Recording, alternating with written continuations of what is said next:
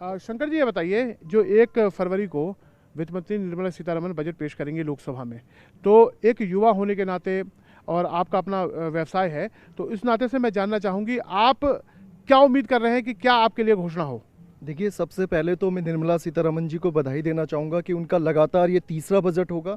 और इस महीने में ये बजट इसलिए भी खास होगा क्योंकि ये पहली बार होगा भारत के इतिहास में कि ये पेपरलेस बजट होगा। इस बार सबको, जितने भी पार्लियामेंटेरियन हैं, उनको ऑनलाइन दे दिया जाएगा और इस बार कहीं भी प्रिंट नहीं होगा। तो पहले इसकी बधाई।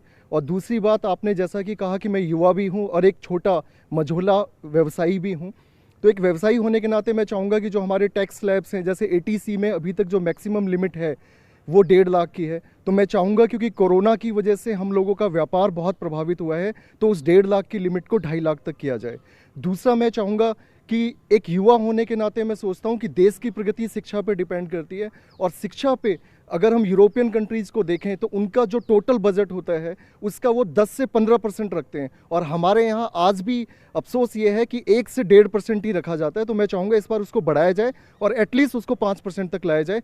पिछली बार मैं बहुत तारीफ़ करूँगा निर्मला सीतारमण जी की, 1.5 लाख करोड़ रुपए शिक्षा पे लगाए गए थे, और इस बार मैं चाहूँगा कि वो कम से कम 3 लाख करोड़ हो, ताकि शिक्षा घर घर तक पहुँचे। डिस्ट्रिक्ट लेवल पे जो है, मैं पढ़ रहा था डाटा, तो डिस्ट्रिक्ट लेवल पे जो हमारा टोटल केंद्रीय बजट होता है उसका 0.5 भी नहीं पहुंच पाता है। तो डिस्ट्रिक्ट लेवल पे बढ़ाया जाए, स्टेट लेवल पे बढ़ाया जाए, और सेंट्रल लेवल पे मैंने आपको जैसे कहा कि 5% हुआ जाए। आपने कहा कि आप खुद एक व्यवसायी हैं, आपका अपना कारोबार है। कोविड के समय पे हमने देखा था अर्थव्यवस्था को एक चोट पहुंची थी, जिससे उभरने के लिए सरकार अपने प्रयास कर रही है। आपको किस तरह से की दिक्कतों का सामना करना पड़ा और अब आप क्या चाहते हैं, किस तरह से आपको मदद मिले?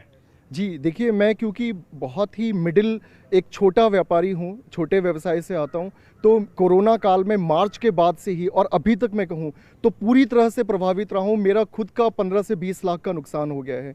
तो मैं गवर्नमेंट से अपील करना चाहूँगा कि मिनिस्ट्री ऑफ फाइनेंस से मैं अपील करना चाहूँगा और निर्मला सीतारमण जी से अपील करना चाहूँगा कि हम लोगों को कम ब्याज पे कुछ लोन प्रोवाइड किए जाएं। क्योंकि अभी होता क्या है कि मुद्रा के तहत जो हमें लोन मिलते हैं वो सफिशिएंट नहीं है। उनकी जो 50,000 से 5 लाख तक का उनका मैक्सिमम है, और उसमें जब हम बैंकों को अप्रोच करते हैं तो हमसे इतनी तरह के डॉक्यूमेंट्स मांगे जाते हैं जो हम जैसे छोटे व्यापारी प्रोवाइड नहीं करा पाते। तो मैं चाहूँगा कि एक तो मुद्रा स्कीम बहुत अच्छी है, नो डाउट, लेकिन उसका जो है वो बढ़ाया जाए और एक 8 से 10 लाख या 12 लाख तक का हमें लोन दिया जाए और वो कम ब्याज पे दिया जाए। और दूसरा, एक सबसे बड़ी कॉम्प्लिकेशन ये हो रही है कि पूरे के पूरे कोरोना काल में जो है हमारा एक तरह से जिस लाइन से मैं हूँ, लॉजिस्टिक ट्रांसपोर्टेशन टोटल बंद था, और उसके बावजूद भी जो जीएसटी की रिटर्न्स हमें लगातार भरनी पड़ती है और सीए को पैसा देना पड़ता है। आप सोचिए कि एक बोझ पड़ता है। थोड़ा सा वो जीएसटी की कॉम्प्लिकेशन कम की जाए। और चलिए, मैं आपके पास आऊँगा। इन्होंने 2 महत्वपूर्ण बात बोली थी, एक जो कोविड के समय पे जो दिक्कतें हुई थी और मुद्रा को लेकर।